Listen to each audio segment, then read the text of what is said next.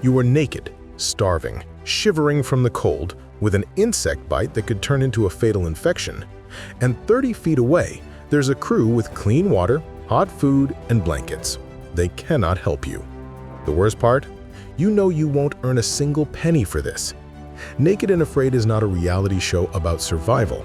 It is a disturbing experiment on human limits where suffering is the only currency. Stick around until the end to discover what the mysterious PSR is, the survival score that destroys egos, and the secret behind the show's chaotic geography. What's up, Survivor? Today we're diving into the darkest side of the most absurd reality show on TV, Naked and Afraid. Two strangers, 21 days, naked, left in the middle of nowhere with only one survival item each. It seems simple on paper. It is not. The more you pay attention, the more you realize the show is a grand experiment on human limit, ego, and zero shame. Behind the scenes of hunger, tears, and mosquitoes, there are rules and secrets that make the challenge even more unbearable. Get your popcorn ready, but don't be surprised if you lose your appetite. We're going to reveal 10 disturbing curiosities about Naked and Afraid that prove the game is, in fact, a psychological war. Curiosity 1. The cruel 21-day rule, the mental test. The 21-day challenge is no accident. It's a duration calculated to maximize mental breakdown, not just physical. 3 weeks is precisely the amount of time required for food to truly start running out. It's when the body shifts into extreme conservation mode, essentially fighting against itself. This psychological pressure is immense. The partnership between strangers, which might start as fun, inevitably devolves into a silent Cold War. This is the core reason many participants tap out, not because they can't start a fire or build a shelter, but because they can't stand waking up cold, hungry, and hearing strange noises in the bush with a camera pointed at their face. It's the exhaustion of constant surveillance combined with discomfort. 2. The mysterious PSR, the ego currency.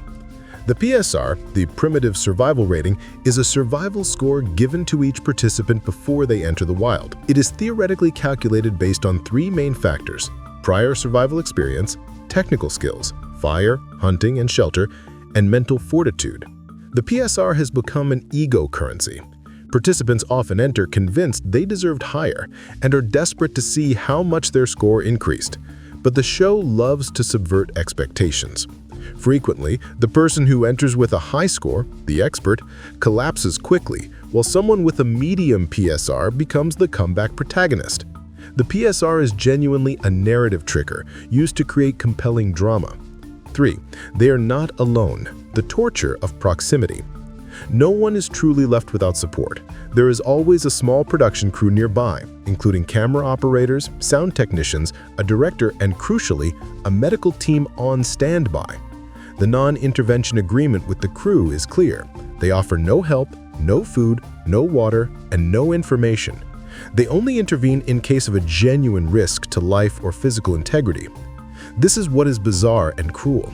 The participant is naked, freezing, or eating insects, knowing that just yards away, someone is holding a camera with access to clean water, hot food, and a minimum comfort camp. It creates an extra psychological layer. The contestants are aware of a nearby comfortable world they cannot touch. Help is right there, but only for a death-level emergency, escalating the temptation to quit. 4. There is no million-dollar prize. The trophy is the suffering. One of the most striking facts is the lack of a large cash prize at the end, unlike most reality shows. What do the participants actually get? A stipend for their time, visibility if they know how to leverage it, and the right to say they survived naked in the wilderness. The absence of a huge jackpot fundamentally changes the motivation. The game stops being, "I'll stay until the end for the money," and becomes, "How much is my limit worth?" This is why many people tap out without guilt. There is no astronomical figure to justify the continuing suffering and the risk to their health in front of the cameras. The suffering is the price, not the means to a financial end. 5. The geography of chaos is meticulously planned. Nothing is random. The settings are specifically chosen to appear possible, but to be on the verge of unbearable. Each climate introduces a specific form of torture: humid jungles with high infection risks, swamps where staying dry is impossible, arid regions where water is scarce, and freezing environments with endless cold nights. The production seeks the perfect tipping point. If the location is too impossible, everyone quits and the show has no story. If it's too easy, the audience loses interest. The show exists precisely in that gray area between maybe it's possible and this is insane. The environment is a character actively working to wear down the participant, but without killing them. 6. The drama of the items. More complicated than it seems. The rule is simple. One survival item per person. Knife, machete, fire starter. But the reality behind the choice is twisted. There's a clear list of allowed and prohibited items.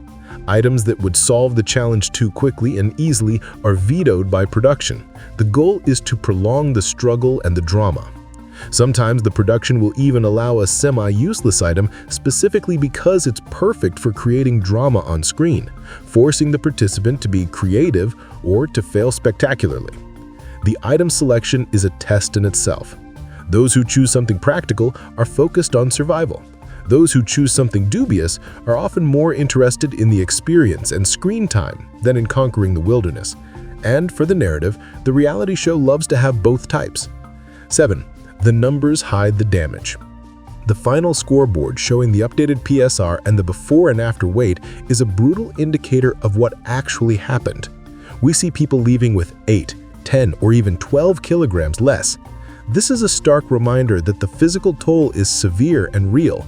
The body enters a harsh survival mode, demanding less energy and movement, yet they still must hunt, gather firewood, and build a shelter. The show sometimes reveals a contradiction. PSRs can increase even for those who fail and quit because they demonstrated critical technical skills. Conversely, participants with strong physiques can mentally collapse. It is an anti-reality show. Nothing there is aesthetically pleasing or Instagrammable. 8. It became an expanded universe, the eternal competition. The show's success has transformed it into a true cinematic universe of survival.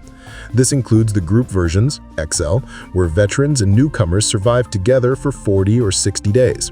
The solo challenges, which remove the partner and heighten the risk of emotional collapse. And even formats with explicit competition, eliminations, and a race to see who lasts the longest. These variations test what happens when you manipulate time or partnership. The answer is always the same. Humans are fragile. Veterans accumulate hundreds of days across multiple challenges, turning their participation into a suffering resume. For them, failure is no longer not starting a fire, but not beating their own record. 9. The secret casting funnel. The impression that anyone who enjoys camping can join is false. The selection process is a fine-tuned funnel. Candidates undergo detailed interviews about real-life outdoor experiences, personality and psychological profile tests, and rigorous analysis of their physical and mental health history. The production isn't just looking for the best survivor. It seeks a dangerous balance, people who are competent enough not to die, but flawed enough to generate conflict, fear, and crisis in front of the cameras. It's not enough to be good in the wild, you have to be good for TV. The suffering must be technical, but the vulnerability, dramatic. 10. What the edit doesn't show. Boredom and micro-negotiations. The reality show focuses on the peaks, fights, successful hunts, nights of extreme cold. But life there is, for the most part, boredom and waiting. What often gets cut? Hours of silence, sitting down, just trying to conserve what little energy remains. The edit also omits repetitive conversations about food, life outside, and regrets. Participants engage in daily micro-negotiations the TV ignores. Who gets water? Who manages the fire? Who risks going further? The show is edited to be a survival movie, but for the participants, the routine is a mix of monotony and terror. The final cut is made to keep the viewer hooked, not to show every minute of empty time. In the end, Naked and Afraid is less about survival techniques and more about one question: what would be left of you if comfort, clothing, mirrors, and control were taken away? The show forces us to face the human being stripped bare of ego, certainty, and identity. And that is much more uncomfortable to watch than a fire that won't light. Did you enjoy the secrets from part 1? Tell me in the comments which of these curiosities disturbed you the most. And get ready, because in our next video, we're going to dive into the extreme stories and biggest failures of the reality show.